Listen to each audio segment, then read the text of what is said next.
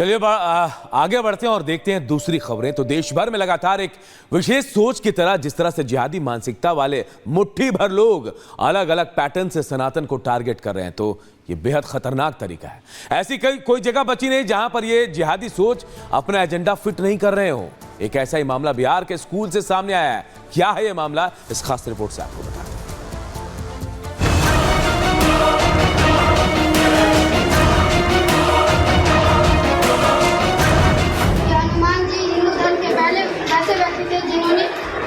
नमाज पढ़ा था, राम जी को नमाज पढ़ाया था और हनुमान जी मुसलमान। कौन सा बोले थे, कौन सा पढ़ाया थे? तो सुना आपने बच्ची के इस बयान को, जहां एक शिक्षक भगवान राम और उनके अनन्य भक्त हनुमान जी को मुसलमान बता रहे हैं। अभी तक लव जिहाद, लैंड जिहाद, थूक जिहाद, वोट जिहाद और रेल जिहाद की शिकायतें आ रही थी। अब ज्ञान जिहाद का ताजा तरीन मामला सामने आया। बिहार के बेगूसराय में एक सरकारी स्कूल के शिक्षक ने 7वीं के छात्रों को न सिर्फ बच्चों को भ्रामक जानकारी दी, बल्कि हिंदू धर्म के खिलाफ बेहद निम्न स्तरीय तथ्यों को सामने रखा। छात्रों ने जब इस घटना की जानकारी अपने घर पर दी, तब वो आग बबूला हो गए।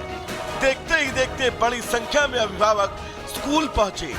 हालांकि मामला बढ़ता देख शिक्षक ने अपनी गलती मानी, लेकिन लोगों का गुस्सा थमने का नाम नहीं ले रहा। मामले पर केंद्रीय मंत्री गिरिराज सिंह की बेहद सख्त टिप्पणी सामने आई। ये मुझे लगता है ये एक साजिश है। माननीय मुख्यमंत्री से कहूंगा, ऐसे शिक्षकों के ऊपर अविलंब कार्रवाई की जाए। अगर ऐसे शिक्षक रहेंगे, समाज में विद्वेष फैलाएंगे और समाज को अब ऐसे शिक्षकों पर भरोसा नहीं है, न हिंदू समाज। हालांकि ये घटना कोई नई नहीं है। आए दिन जिस तरह से हिंदू धर्म को टारगेट करने के लिए नए नए हथकंडों का इस्तेमाल होता है, वो बेहद चिंताजनक है। लेकिन इस बार तो हद ही हो गई। जिहादी सोच की आज अब शिक्षा के मंदिर में जा पहुंची, तो सवाल उठता है कि जिस पर देश के भविष्य को संवारने की जिम्मेदारी है, वही तबका देश की शिक्षा व्यवस्था के मूलभूत ढांचे में जिहादी मानसिकता की चोट करने लगे, तो उम्मीद किससे की जाए। Bureau report, Republic Bharat. Deal done है, भारत महाबली बनने की कगार पर क्या आगे बढ़ेगा? बेगूसराय में ज्ञान जिहाद से जुड़ी तस्वीर, मथुरा तक वक्फ की मनमानी से जुड़ी खबर, बाइडेन नेतन्याहू के बीच 50 मिनट चली बातचीत और उसका सार, साथ ही इजराइल को लेकर, ईरान को लेकर जो धमकी इजराइल ने दी है, उस धमकी से जुड़ा विस्तार आपको बताएंगे। लेकिन सबसे बड़ी तस्वीर, आज देश ने इस देश के मशहूर उद्योगपति रतन टाटा को खो दिया है। उनका अंतिम संस्कार आज होगा।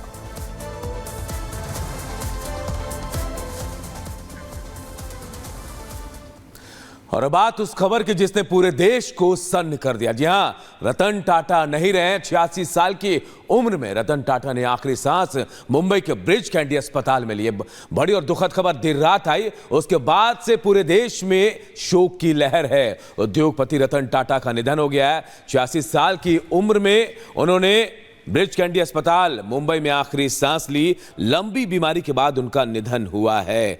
तो देश ने एक अनमोल रतन खो दिया है। और रतन टाटा की पहचान सबको पता है। रतन टाटा को पता है रतन टाटा के बारे में सबको, कि कैसे न सिर्फ एक उद्योगपति थे, बल्कि एक सामाजिक तौर पर, सामाजिक शख्स के तौर पर कैसे अपनी पहचान बनाई, गरीबों को कैसे मदद की, और कभी भी कोई सोशल कॉज होता था, कोई ऐसा काम जो देश के लिए बढ़ चढ़कर हिस्सा भी लेते थे, अलग पहचान रतन टाटा ने बनाई। और देखिए, रतन टाटा अब इस दुनिया में नहीं रहे। देर रात ब्रिज कैंडी अस्पताल में उन्होंने आखिरी सांस ली। 86 साल की उम्र में उनका निधन हुआ है। देश ने अनमोल रतन खो दिया। मुंबई के ब्रिज कैंडी अस्पताल में उनका इलाज चल रहा था। लंबी बीमारी के बाद उनका निधन हुआ है।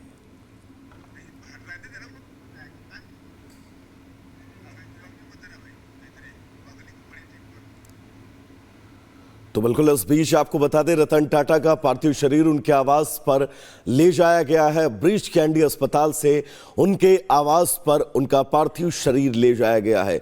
कोलाब स्थित उनके आवास पर रतन टाटा का पार्थिव शरीर अंतिम दर्शन के लिए रखा जाएगा। कल देर रात रतन टाटा की मौत के बाद उनका पार्थिव शरीर उनके घर ले जाया गया है। और इससे जुड़ी एक और अहम खबर आपको बता दें, राष्ट्रपति द्रौपदी मुर्मू ने भी रतन टाटा के निधन पर दुख जताया। भारत ने महान व्यक्ति को खो दिया है। राष्ट्रपति द्रौपदी मुर्मू लिख रही है, टाटा की महान विरासत को आगे बढ़ाया, अनुभवी पेशेवरों और युवा छात्रों को समान रूप से प्रेरित भी किया। परोपकार और दान के लिए उनका योगदान अमूल्य है। जी हाँ, पूरा देश आज सन्न है। और जो योगदान रतन टाटा ने देश के लिए किया, उद्योग के लिए किया, उसके बाद अब तमाम लोग अपना शोक और दुख प्रकट कर रहे हैं। बिल्कुल अनूप, रतन टाटा के निधन पर पीएम मोदी ने भी शोक जताया है। रतन टाटा के साथ प्रधानमंत्री की अनगिनत यादें और उन यादों को याद करते हुए प्रधानमंत्री नजर आए। रतन टाटा एक दूरदर्शी कारोबारी थे, ये ट्वीट प्रधानमंत्री नरेंद्र मोदी ने किया है। और साथ ही जब वो गुजरात के मुख्यमंत्री थे, उस दौरान रतन टाटा से नरेंद्र मोदी की वो तमाम मुलाकातें, जिन मुलाकातों को भी प्रधानमंत्री याद करते हुए नजर आए।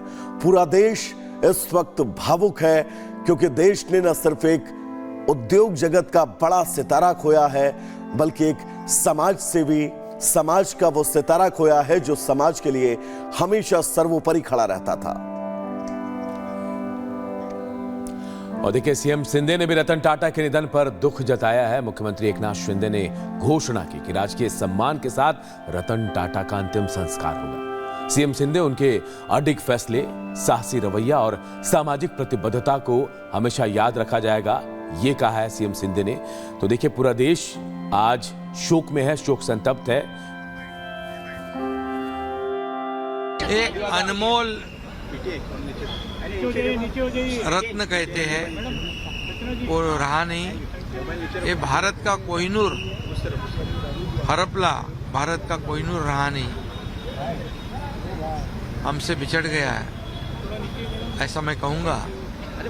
और रतन टाटा जी हमारे में नहीं रहे, ये बहुत ही वेदनादायी दुखद घटना है हमारे लिए, पूरे देश के लिए। महाराष्ट्र के मुख्यमंत्री को आपने सुना। रतन टाटा के निधन पर देवेंद्र फडणवीस ने दुख जताया है। रतन टाटा की निधन देश के लिए एक बड़ा नुकसान है, ये बात फडणवीस कहते हुए नजर आए। रतन टाटा एक सफल उद्योगपति तो थे ही, लेकिन हम उन्हें उद्योगपति से भी आगे देखते थे, ये बात फडणवीस ने कल देर रात कही। उनके ब्रांड ने देश को ग्लोबल इमेज दी है। फडणवीस कल देर रात जब उनके अंतिम दर्शन को लेकर ब्रीच कैंडी अस्पताल पहुंचे, इस दौरान क्या कुछ कहा है, सुनवाते हैं आपको। रतन टाटा जी ये एक बहुत ही सफल उद्योगपति तो थे ही, लेकिन उससे भी बड़े व्यक्ति के रूप में हम उनको देखते हैं, क्योंकि जिस प्रकार से उन्होंने देश के लिए और समाज के लिए काम किया है, उन्होंने केवल सफल उद्योग नहीं खड़े किए, एक विश्वासार्हता खड़ी की, एक ऐसा ब्रांड खड़ा किया जिसने हमारे देश को एक ग्लोबल इमेज दी। समाज और देश के उपयोगी जो कार्य उन्होंने टाटा ट्रस्ट के माध्यम से किए हैं, मैं ऐसा मानता हूं कि जितने महत्वपूर्ण उनके उद्योग हैं, उतने महत्वपूर्ण ये कार्य भी है। इसीलिए एक बहुत बड़े मन का व्यक्ति आज हमारे बीच से चला गया है, देश के लिए ये बहुत बड़ा नुकसान है। तो रतन टाटा नहीं रहे, टाटा सन्स के पूर्व अध्यक्ष और देश के लिए कोहिनूर भारतीय व्यापारी और निवेशक, जिन्होंने भारत की पहचान ग्लोबल लेवल पर बिल्कुल अलग तरीके से बने। पद्म विभूषण और पद्म भूषण से सम्मानित किए गए रतन टाटा एक बड़े उद्योगपति ही नहीं, एक सामाजिक ऐसे शख्स हैं जिनकी अलग पहचान थी। 1990 से 2012 तक टाटा समूह के चेयरमैन रहे। 2016 से फरवरी से 2017 तक अंतरिम अध्यक्ष भी रहे।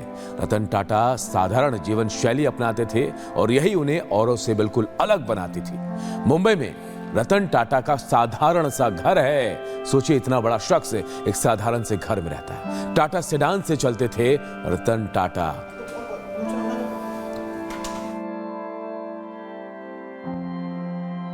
छियासी साल की उम्र में निधन हो गया और एक अनमोल रतन देश ने खो दिया है।